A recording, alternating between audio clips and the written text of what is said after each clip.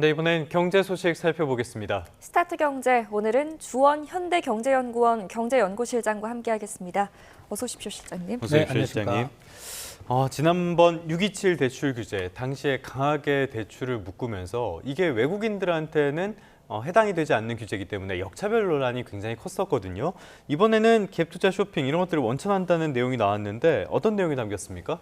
일단은 실거주 의무가 있어야 되고요. 예. 뭐 2년 정도 정도. 근데 우리 외국인들 보면은 이제 우리 내국인하고 비교해 볼 때 이게 뭐 소득이 증명되는 것도 아니고 그리고 금융기관을 국내 금융기관을 바깥에서 그쵸. 빌려서 예. 들어오면 우리가 알 수가 없잖아요. 예. 그죠? 그리고 대부분 이제 저도 들은 얘기지만 뭐 어떤 지역 같은 경우는 현금을 들고 와서 집을 구매한다고 해요. 그런데 거기서 이제 정말 그 필요해서 살면 되는데 실제로는 그거를 이제 위탁 관리, 즉 이제 전세를 겨냥한 갭 투자 예. 이런 걸 하는 점 그런 일이 벌어져서 됐고요. 지금 뭐 꼭 외국인만 해당되는 건 아니고 외국 정부나 그다음에 외국 법인 네. 모든 사람을 대상으로 하고 다만 이제 실거주만 지키면 제가 보기엔 실거주만 지키면 이번 법에 이번 규제에 해당은 안 될 걸로 생각이 됩니다. 네, 네, 네. 실제로 최근에 보니까 외국인들의 수도권의 그 주택 거래율이 굉장히 많이 늘었더라고요. 그 중에서도 중국인 비중이 굉장히 높던데 특별한 이유가 있을까요? 사실은 이제 그 강남 같은 경우는 중국인보다는 미국인 비중이 훨씬 높고요. 예. 낙곡가다 보니까. 네. 그리고 이제 중국 분들이 좀 이렇게 몰려 사시는 지역, 이제 그런 쪽, 뭐 우리가 아는 그 영등포구나 일부, 그리고 이제 인천으로 넘어가면은 뭐 부평이나 미추홀구 이런 쪽에서 거래 비중이 많이 늘었고요. 그렇게 해서 건수로 보면은 중국인 비중이 확실히 높긴 하지만 아마 금액으로 보면은 뭐 비슷비슷할 것 같은데 예. 증가세를 보면은 한 최근 2, 3년 동안 매년 한 25%씩 오. 빠르게 늘었다. 그러니까 이제 627 규제를 이제 두들겨 맞은 우리 국민들 입장에서는 상당히 그런데 이제 수도권만 놓고 봐도 사실 최근 한 2, 3년 동안 그 거래 비중을 보면 외국인 토탈에도 1%가 안 돼요. 예, 예. 0.5%밖에 사실은. 네. 그래서 사실 저 규제가 큰 의미는 없지만, 근데 이번 627 규제가 너무 강력했고, 그게 이제 투기나 가수요만 막는 게 아니고 실수요자들한테도 그렇죠. 약간의 좌절감을 예. 줬잖아요. 그런 이제 국민들의 감정을 고려한 정부의 조치가 아닐까 생각이 됩니다. 하긴 뭐 역차별 논란이 있으면 그거 자체가 정부엔 좋은 일이 아닐 테니까요. 다음 주제로 가보겠습니다. 한미 정상회담 이제 곧 예정이 돼 있는데요. 한미 정상회담에 동반한 기업 총수들의 경제사절단 명단 윤곽이 나왔어요. 거의 뭐 올스타 팀인 것 같습니다. 네, 그러니까 뭐 우리가 들으면 알만한 분들은 다 들어간 예. 것 같고요. 뭐 최태원 그 상공회의소 회장님 비롯해서 뭐 삼성전자 회장님, 그리고 현대차, 그 다음에 LG, 뭐 한화 이게 다 들어가고 있고, 그러니까 주요 우리 어떤 주력 업종을 대표하시는 분들은 다 들어갔다고 보고요. 예.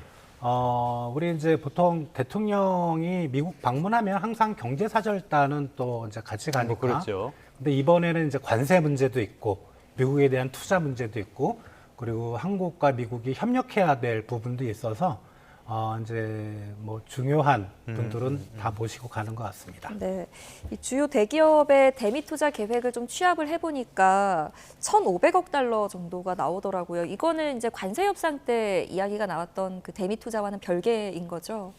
그게 우리가 문서로 사인을 안 했잖아요. 네. 그죠? 미국 측에서 그렇게 요구를 했으면 사인해버리면 별개라고 할 수 있는데, 근데 개인적으로는 우리 정부 입장에서는 그냥 유야무야 거기에 포함된 듯 안 된 듯 그런 전략이 할 수도 유효하고요. 네. 네, 왜냐하면 우리 이제 그 외환보유고가 4천억 달러인데 네. 예, 지금 하나조선, 그러니까 조선이 1,500억, 나머지가 2천억이잖아요. 예. 예. 2천억이 글로 미국으로 간다 그러면은 외환보유고의 절반이 날아가잖아요. 그래서 새로운 투자보다는 아마 우리 기업들이 미국에 대한 투자 앞으로 할 계획 또는 이제 조금 더 우리가 확장을 생각하면 기존에 투자했던 금액도 어떻게 묻어서 어. 예, 그게 제일 좋은 전략이라고 생각이 됩니다. 알겠습니다. 아무래도 트럼프 행정부, 2기 행정부 들어서는 정말 저희도 어제 전해드렸지만 해괴하고 기괴한 요구들이 많이 나오기 때문에 이런 한미 정상회담 가기 전에 많은 부분들 준비가 필요할 것 같은데요. 트럼프 행정부가 이번에는 한국 원전에도 관심을 보이고 있다고 해요. 이게 제2의 마스가 이렇게 연결될 가능성 어떻게 보십니까? 지금 우리 이제 한수원, 예. 한국 수력 원자력, 예, 그 다음에 미국의 웨스팅하우스라는 원전의 어떤 하이테크 기술을 보유한 기업이 있는데 네. 우리 한수원하고 웨스팅하우스가 몇 년 전에 한번 대차게 싸운 적이 있어요. 예, 예. 그러니까 우리가 해외 어떤 원전을 이제 사업을 들어가려고 하는데 그 기술이 자기 그렇죠. 거다. 예. 예. 이게 웨스팅하우스가 왜 그 기술은 가지고 있지만 시공 능력이 되게 떨어집니다. 근데 우리 그 원전 기업들 보면 시공 능력 하나만큼은 정말 잘하고 있거든요. 그렇죠. 그래서 그러면 서로 이제 이해관계가 맞아 떨어지니까 서로 공동으로 뭐 미국 내 원전 사업을 한다거나 아니면 공동으로 해외 진출한다든가 이런 어떤 원전 산업에서 협력이 충분히 있을 것 같고 네. 이제 한미 원자력 협정이 현행 그 규제가 시행이 이제 2035년까지인데 그걸 좀 연장을 해서 우리 이제 방산이나 조선업처럼 우리 원전 쪽에서도 아마 한국과 미국의 협력이 강화되지 않을까 이번 이제 방미를 계기로 그렇게 생각이 되고 있습니다. 네, 알겠습니다. 웨스팅하우스와 협력하는 방안도 중요하지만 또 한국이 독자적으로 좀 원전을 수출할 방안도 자구책을 마련해야 할 것 같습니다. 자, 다음 주제로 넘어가서요. 제롬 파월 미 연준 의장의 잭슨홀 미팅이 이제 사흘 동안 열립니다. 현지 시간 22일에 열리는데 어떤 이야기를 좀 주목해 보면 좋을까요?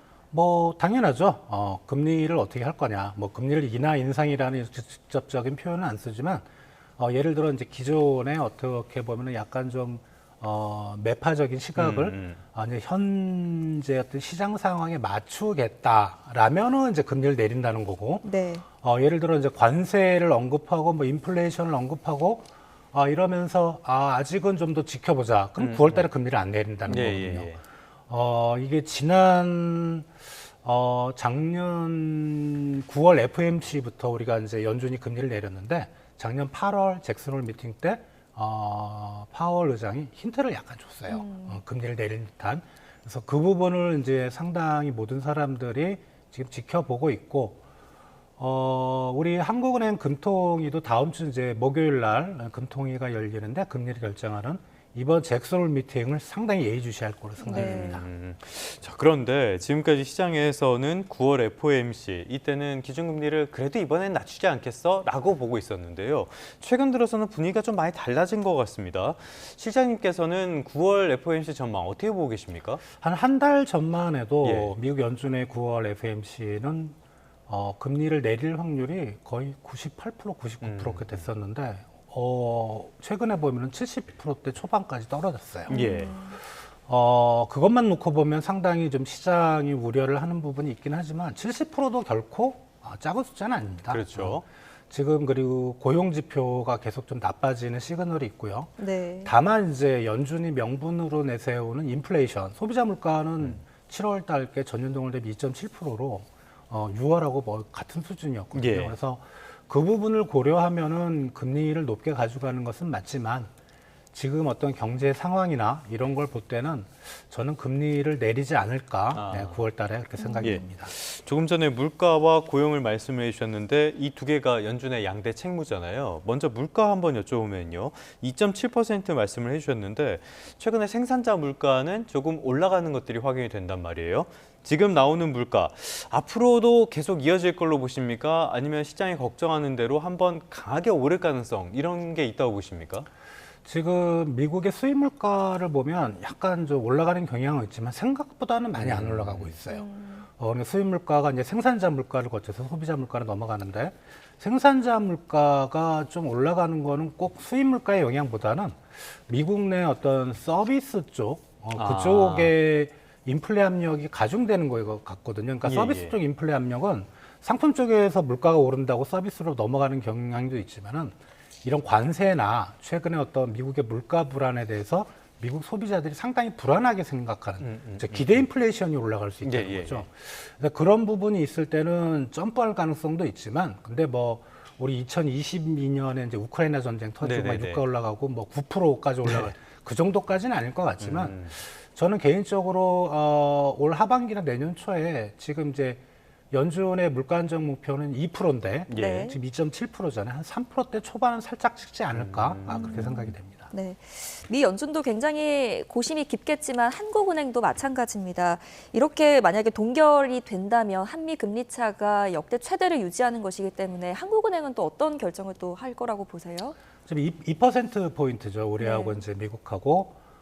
그래서 이제 8월에는 절대 우리가 먼저 못 내릴 거라고 저는 개인적으로 생각을 하는데 근데 이제 8월 달에 그 한국은행이 경제 성장률을 수정 전망을 해야 되는데 그게 만약에 수정 전망이 올리는 방향이거든요. 경제 성장률을 올리면서 경기가 좋아지네.